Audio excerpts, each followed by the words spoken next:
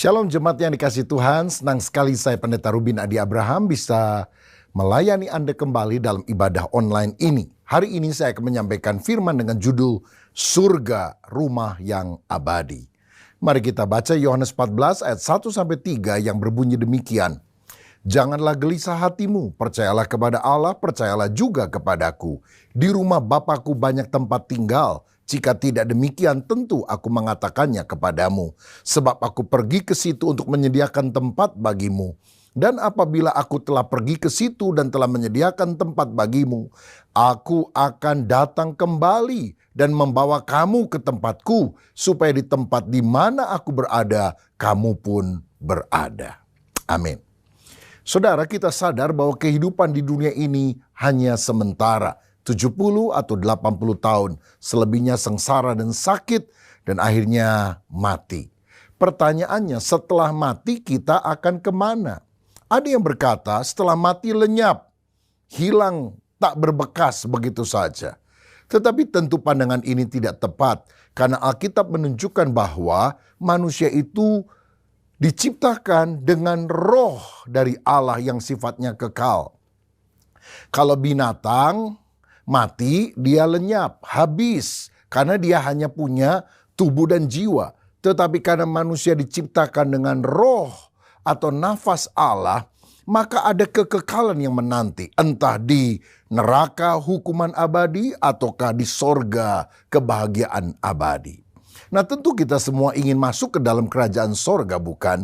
Karena itu mari kita menilik terlebih dahulu apa yang diajarkan Alkitab tentang keadaan di sorga.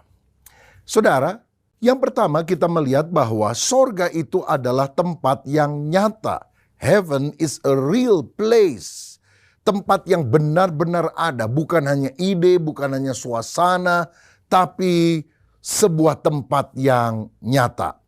Wahyu 21 ayat 1 dan 2 berkata, lalu aku melihat langit yang baru dan bumi yang baru, sebab langit yang pertama dan bumi yang pertama telah berlalu, dan laut pun tidak ada lagi.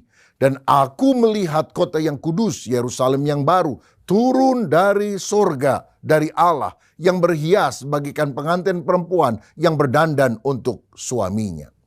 Di Pulau Patmos, Yohanes mendapatkan penglihatan. Dia melihat langit dan bumi yang sekarang berlalu. Dan Tuhan menciptakan langit yang baru dan bumi yang baru.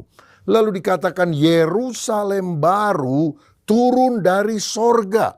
Berarti sekarang Yerusalem baru sudah ada di sorga. Tapi nanti akan bergabung dengan langit baru dan bumi baru.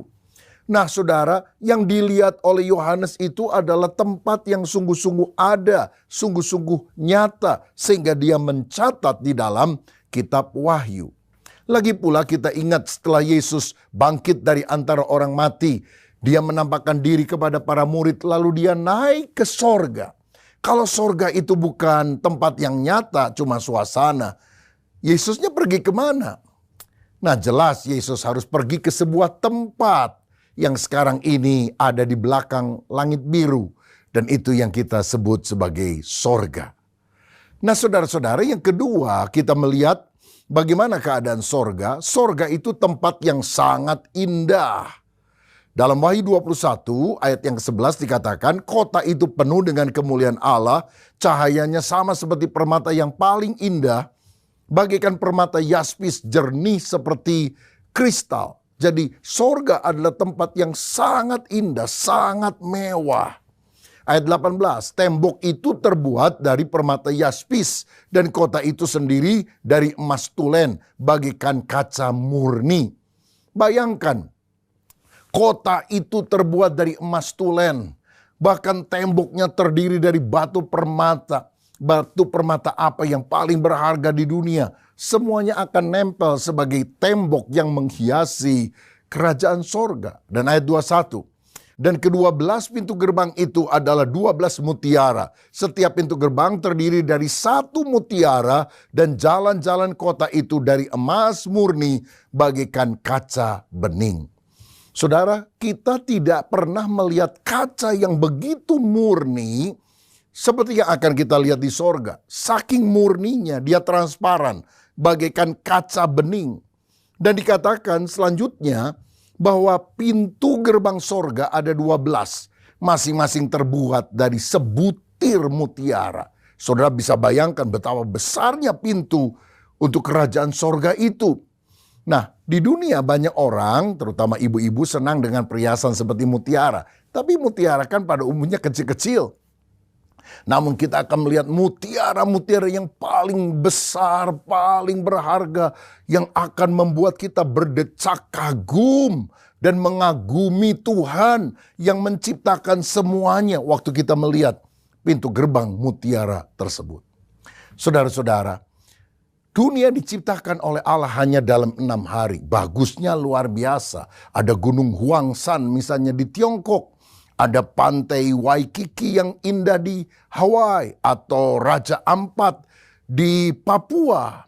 Ada Danau Toba yang indah di Sumatera Utara. Itu cuma diciptakan dalam kurun waktu 6 hari. Menurut kitab Kejadian. Bagusnya luar biasa. Tetapi tahukah saudara bahwa Yerusalem baru yang dikatakan dibangun oleh Yesus untuk tempat untuk kita sudah sekitar 2000 tahun. Itu pasti jauh lebih bagus.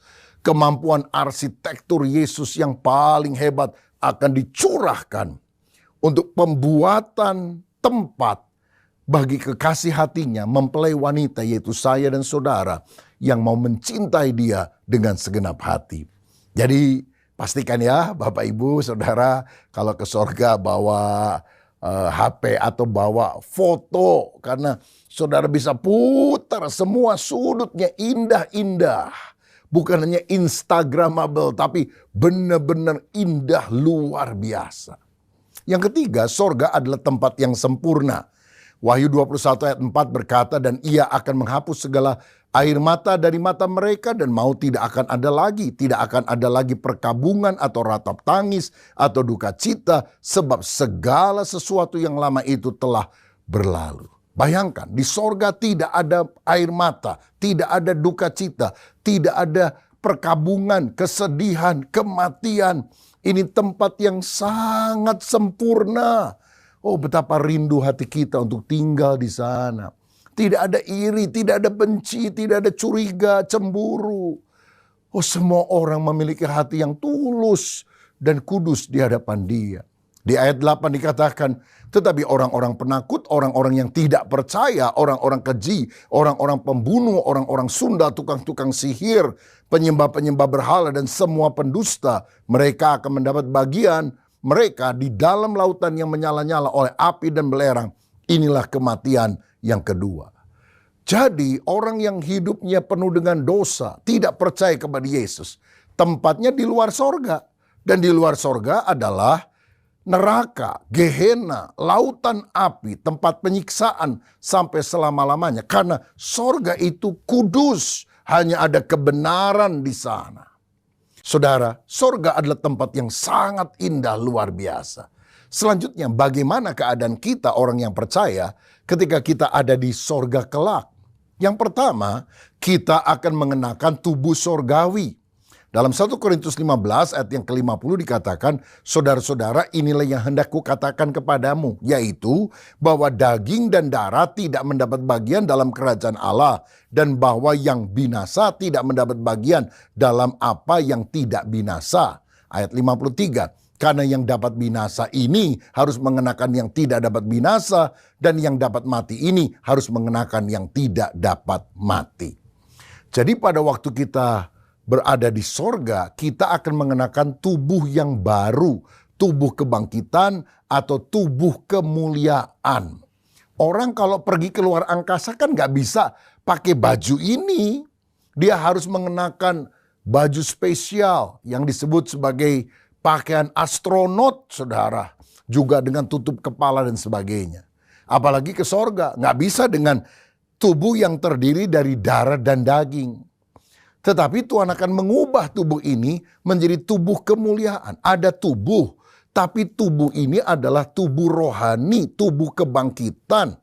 Yaitu tubuh seperti yang dimiliki Yesus setelah dia bangkit dari antara orang mati. Ini bukan roh ya saudara. Jadi kalau dipegang masih bisa. Karena ini adalah tubuh kemuliaan.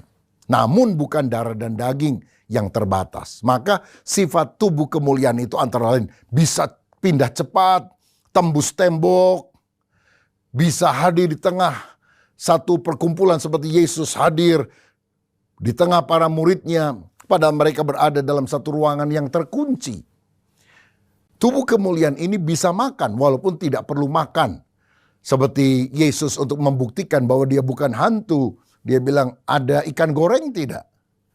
Nah saudara-saudara, dan tubuh ini adalah tubuh yang sempurna. Tidak bisa sakit, tidak bisa tua. Pokoknya sesuatu yang sangat mulia.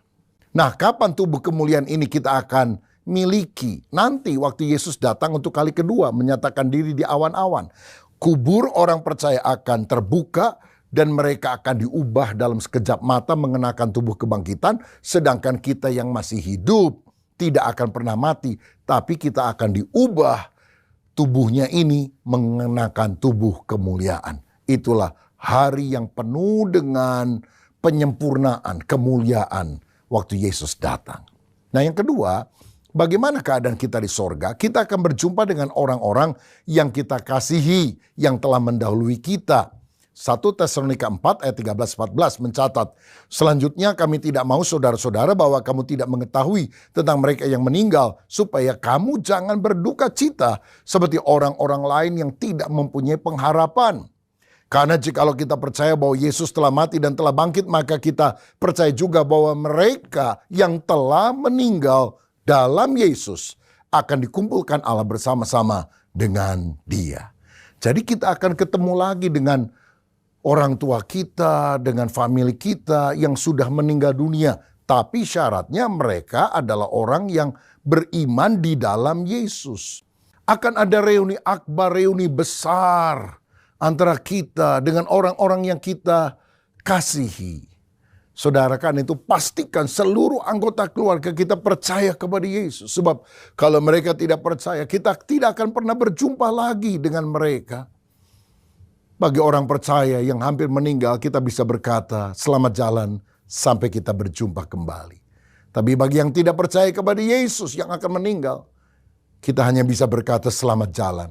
Karena kita tidak akan pernah berjumpa lagi di dalam kekekalan. Saudara, beritakan Injil supaya semua orang yang kita kenal, yang kita kasihi, percaya kepada Yesus dan akan berada bersama kita di dalam sorga. Nah, di sorga itu kita juga akan mengenal dan berjumpa dengan tokoh-tokoh Alkitab. Kita akan ketemu sama Adam dan mungkin kita bisa tanya, Adam, kenapa kamu makan buah yang dilarang oleh Tuhan? Kita akan ketemu dengan Musa dan kita akan bertanya, Musa, bagaimana caranya kamu bisa mengangkat tongkat dan Laut Merah terbelah menjadi dua? Kita akan ketemu dengan Daniel dan kita akan berkata, Daniel, gimana caranya kamu gak takut ada di gua singa, malah singanya yang takut sama kamu. Kita akan ketemu dengan Daud dan kita akan bertanya, gimana caranya kamu mengalahkan raksasa tinggi besar namanya Goliat? Dan mungkin dari waktu ke waktu akan ada gathering bersama dan akan ada para tokoh Alkitab yang bergantian bercerita. Mungkin itu Musa, Daud, Daniel, Paulus, Yohanes, dan sebagainya. Saudara, dan di alam loh semua orang akan saling mengenal tanpa perlu memperkenalkan diri. Dari mana saya tahu? Pada waktu Yesus dimuliakan di atas bukit, maka ada dua tokoh yang muncul di samping kiri dan kanan Yesus. Dan itu adalah Musa dan Elia. Dan murid-murid Yesus, khususnya Petrus, itu tahu nama yang di samping kiri kanan daripada Yesus, yaitu Musa dan Elia. Karena dia bilang, bagaimana kita bikin 3 kemah, satu buat Yesus, satu buat Musa, satu buat Elia. Saudara, apakah Musa pakai name tag besar-besar, Musa atau Elia? Atau Petrus kenalan dulu, maaf om, siapa namanya? Oh saya Musa. Kalau om? Oh saya Elia. Oh makanya tahu baru Musa dan Elia. Tidak saudara. Dalam alam roh, semua orang bisa mengenal satu dengan yang lain. Oh betapa luar biasanya. Nah bagaimana keadaan kita di sorga? Yang nomor 3, 4, dan 5 tentang keadaan kita itu dicatat dalam Wahyu 22 ayat 3-5, saya bacakan. Maka tidak akan ada lagi laknat, tahta Allah dan tahta anak domba akan ada di dalamnya, dan hamba-hambanya akan beribadah kepadanya. Dan mereka akan melihat wajahnya, dan namanya akan tertulis di dahi mereka. Dan malam tidak akan ada lagi di sana, dan mereka tidak memerlukan cahaya lampu dan cahaya matahari, sebab Tuhan Allah akan menerangi mereka, dan mereka akan memerintah sebagai raja sampai selama-lamanya. Yang ketiga kita lihat, kita akan beribadah selama-lamanya di dalam sorga. Kita akan memuji, menyembah, memuliakan Dia, kekasih hati kita. Makanya kalau saudara ingin masuk sorga, tapi malas ke gereja, malas kebaktian, lah ngapain saudara ada di sorga? Kalau ke gereja 1,5 jam, 2 jam, udah males, udah bosen. Oh, nanti kita selama-lamanya bersama dengan Tuhan. Oh, jangan-jangan saudara nanti bilang, aduh malaikat bosen. Kok di sini cuma nyembah Tuhan terus ya? Wah, nggak bisa ngerokok lagi karena nggak ada apinya. Udah pindahin saya ke neraka. Kan repot kalau begitu. Makanya kita harus beribadah dengan rajin di sini. Jangan malas beribadah. Dan saudara perlu tahu, di sorga yang sekarang di belakang langit biru ada bait suci. Tapi nanti di Yerusalem baru, di langit bumi baru, itu tidak akan ada bait suci. Saya bacakan ayatnya. Wahyu 15 ayat 5. Ini keadaan sorga sekarang. Kemudian daripada itu aku melihat orang membuka bait suci, kemah kesaksian di sorga. Jadi di sorga sekarang ada bait sucinya. Tapi di langit baru dan bumi baru nanti tidak akan ada bait sucinya. Tidak ada gereja bahkan di sana. Kenapa? Dalam Wahyu 21 ayat 22 dikatakan, dan aku tidak melihat bait suci di dalamnya, sebab Allah, Tuhan yang Maha Kuasa adalah bait sucinya. Demikian juga anak domba itu. Jadi nanti bait suci tidak ada, karena Allah itulah sendiri bait sucinya. Makanya kita tidak boleh merasa gereja kita yang paling hebat, gereja orang lain salah, sesat, palsu dan sebagainya. Karena di sorga nggak ada merek gereja. Yang ada hanyalah orang-orang yang percaya dan mencintai Yesus dengan segenap hatinya. Nah saudara sekalian, begitu juga kita lihat di dalam Alkitab tadi, di sorga itu tidak ada kegelapan. Dan tidak perlu cahaya lampu atau matahari, karena Allah akan meneranginya. Inilah kerajaan terang sampai selama-lamanya. Nah yang keempat, kita akan melihat Tuhan muka dengan muka. Ini dicatat dalam ayat 4 tadi. Dan mereka akan melihat wajahnya, dan namanya akan tertulis di dahi mereka. Nama akan tertulis di dahi mereka, nama Tuhan. Ini berarti tanda kepemilikan Allah, meterai Allah ada di dahi kita. Siapa yang adalah orang milik Allah? Yaitu orang yang pikirannya itu selalu memikirkan tentang Tuhan, tentang Kristus. Pikirannya bukan cuma cari duit aja. Tapi memikirkan Tuhan, kemuliaannya. Bagaimana aku bisa lebih berkenan kepada Tuhan. Lebih serupa seperti Kristus. Dan kita akan melihat wajahnya. Sekarang kita nggak tahu wajah Yesus seperti apa. Oh, ada gambarnya di kalender. Tapi itu kan gambaran orang-orang Eropa dengan rambut panjang. Apakah Yesus seperti itu? Nanti kita akan melihat pada waktu kita berjumpa dengan Dia pada hari kedatangannya. Kelima, kita akan memerintah sebagai raja bersama dengan Yesus. Saudara, ibu kota sorga itu namanya Yerusalem Baru.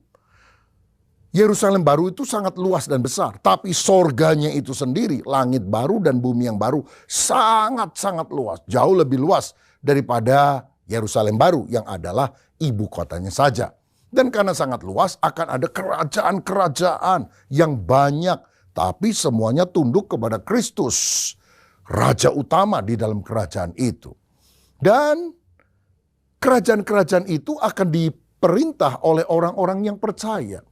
Di sorga nanti akan banyak aktivitas yang kita kerjakan. Seperti di langit dan bumi yang sekarang. Cuma minus dosa, nggak ada dosa. Dan semuanya lebih agung, lebih mulia. Nah, tentang Yerusalem baru yang adalah ibu kota sorga, dalam Wahyu 21 ayat 16 dicatat, kota itu bentuknya 4 persegi, panjangnya sama dengan lebarnya, dan dia akan mengukur kota itu dengan tongkat itu 12.000 stadia, panjangnya dan lebarnya dan tingginya sama. Jadi saudara, ibu kota sorga Yerusalem baru bentuknya kubus, panjang, lebar, tinggi sama. Nah, sebetulnya di bumi pernah ada replikanya. Apa itu? Ruang Maha Suci yang panjangnya, tingginya, dan lebarnya sama. Dan orang tidak boleh masuk sembarang ke sana kalau tidak mati. Karena kehadiran Allah yang kuat ada di sana. Nah, di sorga tidak perlu ada bait suci lagi. Karena apa? Seluruh Yerusalem baru adalah bait suci Allah. 12.000 stadia panjangnya. Artinya kira-kira 2.400 kilometer panjangnya. Itu jarak sekitar Jakarta sampai Banda Aceh, saudara. Lebarnya juga 2.400 km dan ini yang luar biasa. Tingginya 2.400 km. Itu tinggi sekali. Karena bangunan paling tinggi di dunia sekarang adalah Burj Al Khalifa yang ada di Dubai. Yang tingginya adalah 828 meter. 1 kilo aja nggak ada. Ini tingginya 2.400 km. Waduh, tinggi banget. Apa nggak capek naik ke sana? Saya ingat mungkin 20 tahun yang lalu saya pernah bersama dengan istri naik ke tembok besar Great Wall yang ada di China. Pas musim panas, aduh keringetan, udah basah. Tapi kemudian guide bilang begini, kalau Anda naik ke paling atas itu, karena ada beberapa stasiun pemberhentian begitulah ya, waktu kita naik jalan kaki itu. Kamu bisa beli plakat, Anda telah mendaki sampai ke puncak Great Wall. Wah saudara, yang pertama pemberhentian pertama udah capek. Waduh, waktu naik ke kedua, waduh udah lebih lemes. Istri saya bilang, udahlah kita turun aja deh. Nanti lain kali kita naik lagi. Saya bilang kita makin lama bukan makin muda, makin tua. Sekarang aja nggak mampu apalagi lain kali. It's now or never, saya bilang. Ayo kita naik. Akhirnya kita sampai setinggi mungkin yang kita bisa daki. Dan kita lihat ada sebuah toko kecil, bener ada yang jual plakat. Anda telah mendaki Great Wall. Seneng kita beli saudara-saudara. Sebagai kenang-kenangan sudah memanjat ke atas. Begitu kita turun sampai yang paling bawah. Teman-teman satu grup sudah ada di bawah. Lalu saya bilang, saya udah beli plakat ini. Tiba-tiba ada yang bilang, itu juga dijual di toko buku. Tiba-tiba ada seorang yang bilang, kita juga udah beli, itu ada toko di sana, di bawah yang juga jual. Begitu saya masuk, saya lihat, bener juga. Waduh, kurang ajar juga saya dikibulin nih sama guide-nya saudara. Kalau saya tahu itu dijual juga di bawah, ngapain saya pergi ke atas? Tapi lumayanlah dia memotivasi, jadi saya pergi ke atas. Tapi apakah nanti saking tingginya Yerusalem baru kita akan capek naiknya? Oh tidak, karena apa? Kita kan pakai tubuh kemuliaan, bisa pindah cepat. Lantai 1.003, set.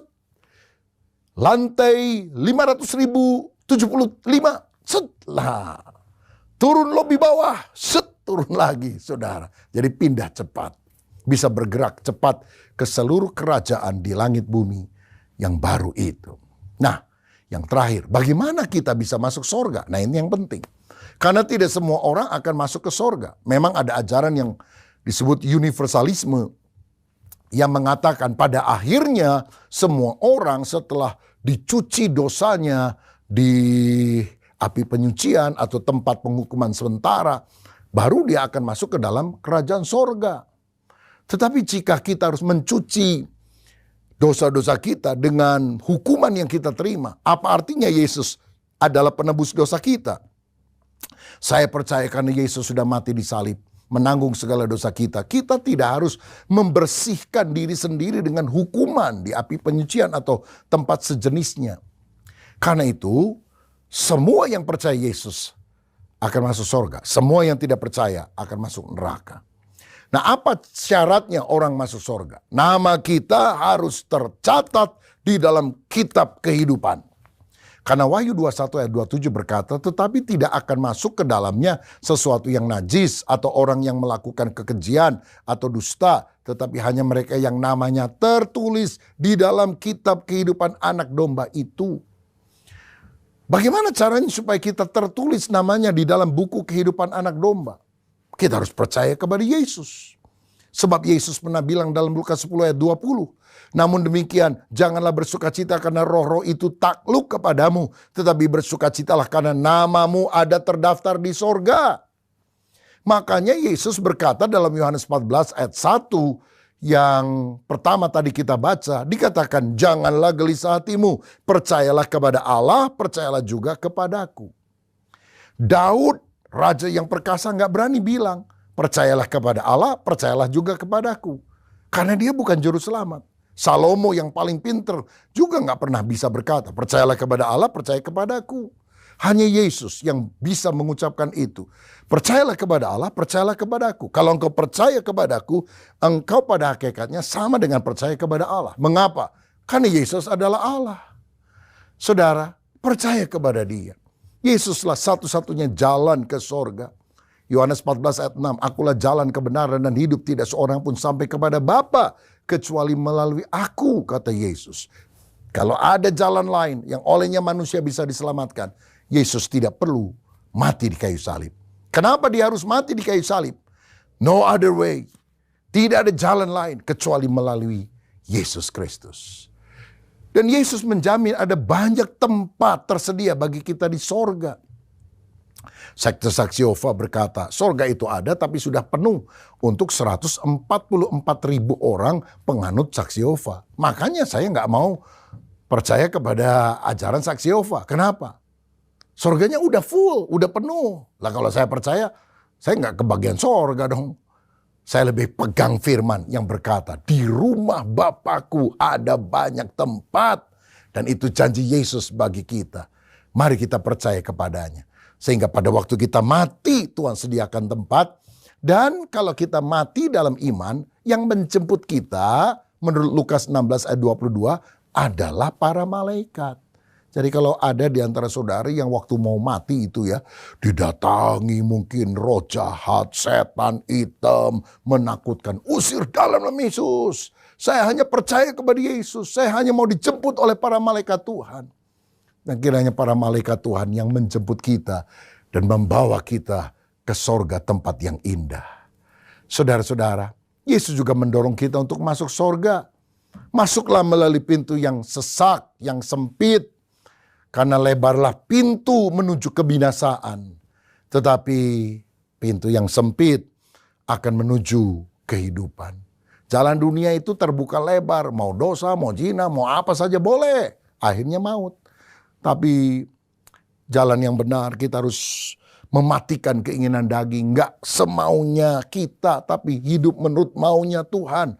Tapi ujungnya adalah kehidupan.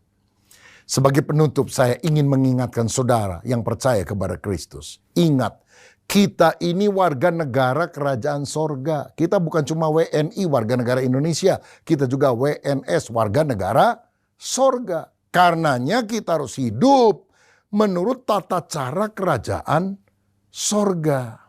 Filipi 3 ayat 20-21. Karena kewargaan kita adalah di dalam sorga. Dan dari situ juga kita menantikan Tuhan Yesus Kristus sebagai juru selamat yang akan mengubah tubuh kita yang hina ini sehingga serupa dengan tubuhnya yang mulia menurut kuasa yang dapat menaklukkan segala sesuatu kepada dirinya. Saudara sekalian, kalau kita orang Indonesia berkunjung ke Singapura, kita kan harus ikuti aturan di Singapura. Nggak boleh meludah sembarangan, buang sampah di pinggir jalan, makan permen karet lalu dilempar begitu saja. Oh, bisa di-fine, didenda, saudara. Nah, karena apa? Waktu kita masuk ke Singapura, kita harus mengikuti aturan tata cara orang-orang yang ada di Singapura. Nah, begitu juga kalau kita mau masuk ke dalam kerajaan sorga. Nggak bisa mengikuti kemauan diri sendiri. Tapi kita harus taat kepada kehendak Tuhan. Makanya kita harus hidup berkenan kepada Tuhan. Baca Alkitab dan mengikuti setiap petunjuk firman-Nya dengan kekuatan dari Roh Kudus. Dan jangan lupa, kalau saudara sudah percaya Yesus, beritakanlah Injil agar lebih banyak orang lagi yang akan masuk ke dalam kerajaan sorga karena percaya kepada Yesus yang adalah satu-satunya juru selamat. Adakah di antara saudara yang hari ini mendengarkan program ini dan kau tidak yakin kalau engkau mati, engkau masuk sorga atau masuk neraka? Engkau merasa dosamu begitu banyak dan engkau tidak bisa masuk surga dengan amal perbuatanmu. Tapi bertobatlah hari ini, percayalah kepada Yesus. Bukalah hatimu dan berkata, Tuhan ampunilah dosa saya. Saya mau beriman kepada Yesus. Sediakan rumah di sorga bagiku dan biarlah hidupku berkenan kepada Tuhan sampai hari engkau memanggil saya. Dan kalau ada di antara saudara yang mau sungguh-sungguh masuk ke dalam kerajaan sorga, taruh tanganmu di dada. Bertobat sungguh-sungguh, berdoa sungguh-sungguh agar Tuhan mengampuni dosamu dan menyediakan rumah yang abadi bagi kita. Bukan neraka tempat hukuman, tapi sorga tempat kebahagiaan dan kemuliaan kekal. Mari kita berdoa bersama. Bapa, terima kasih buat firman-Mu. Hamba-Mu sudah menyampaikan bahwa Allah yang penuh kasih telah menyediakan sorga bagi semua orang yang percaya kepada Yesus. Kami tidak mau masuk neraka. Karena itu kami mau bertobat. Sucikan kami. Tebus kami dengan darah-Mu. Sehingga waktu kami mati, bukan setan yang menjemput kami, tapi malaikat yang menjemput kami, mengantarkan kami ke sorga, berjumpa dengan Yesus, kekasih hati kami. Hari ini, kalau ada di antara kami yang untuk kali pertama mau membuka hati untuk menerima Yesus, di dalam nama Yesus, Engkau mengampuni dosa kami, masuklah di dalam hati kami, jadilah Tuhan dan Raja kami selama-lamanya. Dan biarlah kami hidup sebagai warga negara kerajaan sorga yang taat kepadamu. Dan juga memberitakan Injil, kabar baik, supaya banyak orang yang juga percaya kepada Yesus. Dan diselamatkan, lalu masuk ke dalam kerajaan sorga. Berkat atas kami, dalam nama Yesus. Haleluya. Amin. Tuhan Yesus memberkati.